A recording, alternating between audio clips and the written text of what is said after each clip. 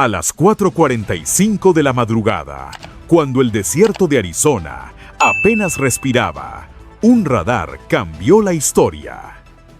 Las paredes de un almacén aparentemente inocente comenzaron a quebrarse, y el secreto que escondían estaba a punto de destruir años de operaciones delictivas.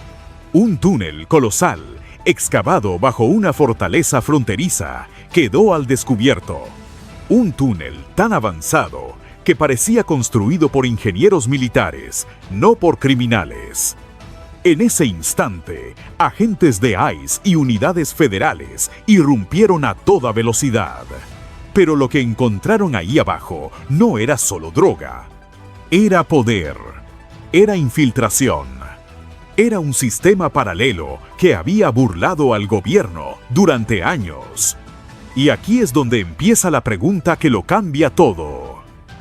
¿Cómo es posible que un cartel construyera una infraestructura así, justo debajo de los Estados Unidos?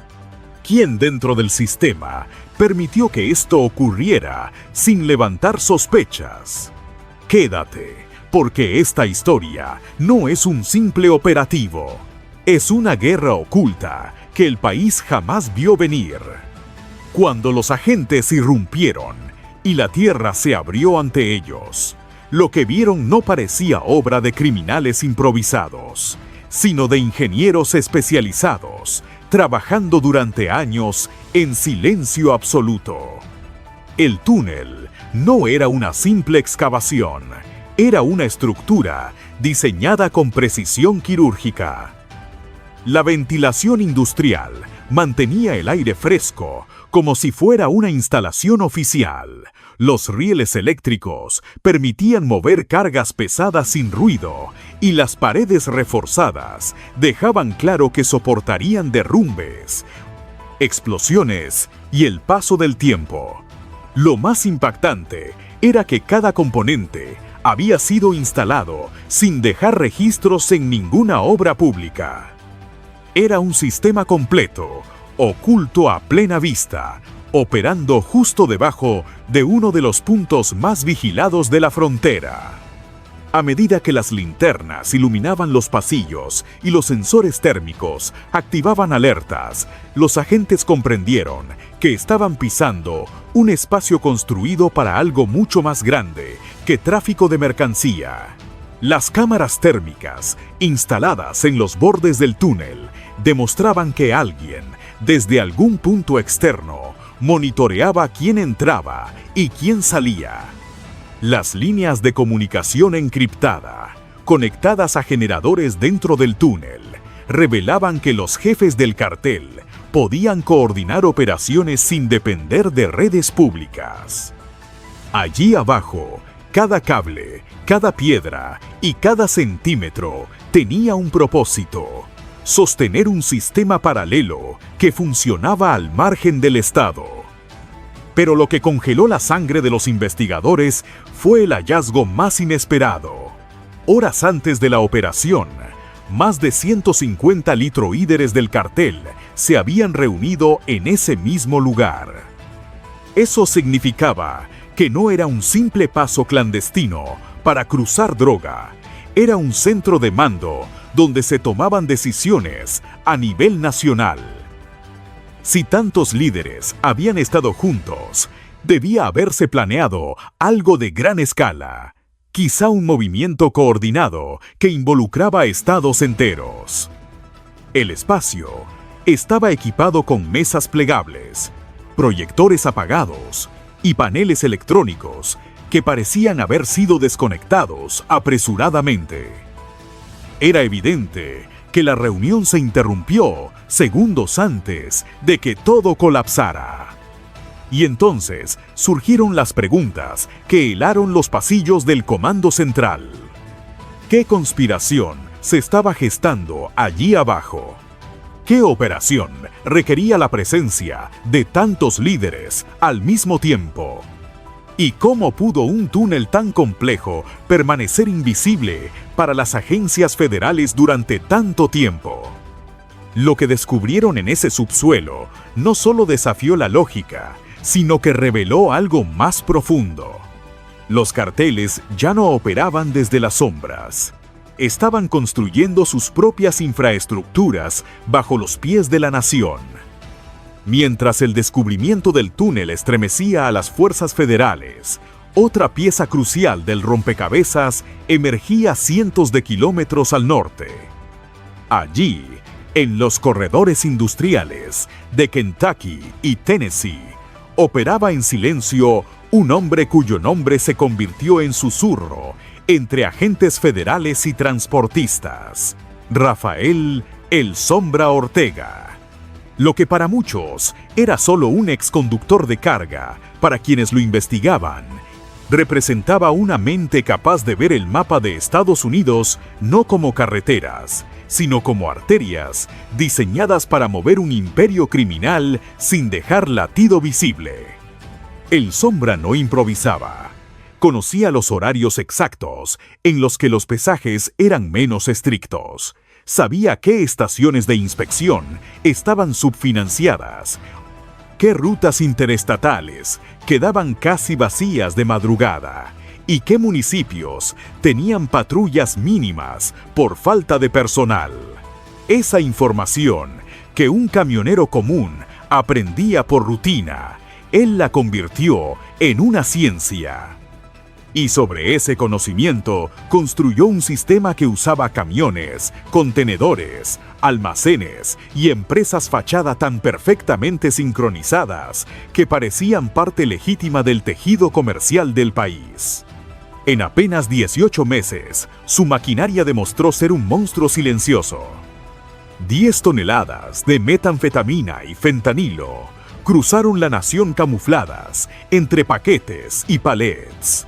Más de $400 millones fueron lavados como si fueran ingresos normales de transporte y logística. Y lo más perturbador, varios contenedores fantasma, sin registros oficiales, sin manifiestos reales y sin historial de entrada, se desvanecían en el sistema como si nunca hubiesen existido. Para cualquier agencia, era como perseguir humo. No había huellas, no había cámaras, y cuando un agente creía haberlo encontrado, ya era demasiado tarde. Lo que Estados Unidos enfrentaba no era un traficante común. Era un hombre que había tomado la infraestructura más confiable del país, el transporte de carga, y la había convertido en la autopista perfecta para un imperio criminal transnacional. Y mientras las autoridades celebraban pequeñas incautaciones en la frontera, el Sombra movía toneladas enteras por el corazón del país sin que nadie lo notara. El cáncer estaba ahí, creciendo en silencio, y solo ahora, demasiado tarde para evitar el daño inicial, comenzaban a detectarlo. A las 2:17 de la mañana, un sistema encubierto dentro de la DEA detectó algo anómalo. Una transferencia de $500,000 entre dos empresas que solo movían material de oficina. Esa pequeña irregularidad destapó el infierno. Un contenedor cuyo GPS desapareció 22 minutos. Cambios de destino en plena ruta. Maniobras fuera del mapa. Un antiguo edificio del sheriff convertido en centro de mando cartelizado. Y entonces llegó la bomba. Los agentes encontraron módulos subterráneos móviles diseñados para entrar y salir de los túneles bajo la frontera. Pero había un problema mayor. ¿Quién filtraba información desde dentro de las agencias? ¿Cómo supieron copiar radios, frecuencias y códigos oficiales? Un grupo de analistas detectó algo imposible. Las coordenadas de patrullaje, los horarios de drones y las rutas secretas estaban siendo discutidas en un chat de Telegram. No desde México, no desde un refugio clandestino, sino desde dentro de una oficina policial estadounidense. La investigación reveló radios clonados, señales duplicadas, depósitos bancarios disfrazados de honorarios, 14 oficiales corruptos dentro del sistema. La frontera no había sido comprometida desde afuera. Había sido vendida desde adentro. Y aquí aparecía una nueva pregunta. ¿Cuántos más estaban colaborando con El Sombra en silencio? A las 5 de la mañana, el país despertó con el rugido de helicópteros. En 9 estados distintos, 32 equipos tácticos del gobierno lanzaron el ataque más grande en la historia reciente contra un cartel operando en territorio estadounidense. Los resultados del día 1 fueron devastadores. 51 arrestos clave, más de 3 toneladas de drogas incautadas, 133 armas aseguradas, $2 millones recuperados, un laboratorio subterráneo del cartel escondido bajo una fábrica de detergentes. Y lo más escalofriante, en un túnel, los agentes encontraron el cuerpo de Manuel Cano, el segundo al mando de El Sombra, junto a mapas detallados de rutas por todo el este del país. Era el corazón de una guerra clandestina. Casi 200 sitios del cartel quedaron bajo control federal. Los túneles se derrumbaron. Los servidores fueron confiscados. Las cuentas congeladas. Pero el arquitecto del imperio, Rafael El Sombra Ortega, desapareció. Con él se evaporaron $70 millones, dinero suficiente para levantar un ejército en la sombra. Y mientras Washington celebraba, nuevos reportes comenzaron a llegar. Barcos pesqueros modificados, rutas marítimas extrañas, movimientos hacia Florida, señales de un corredor marítimo.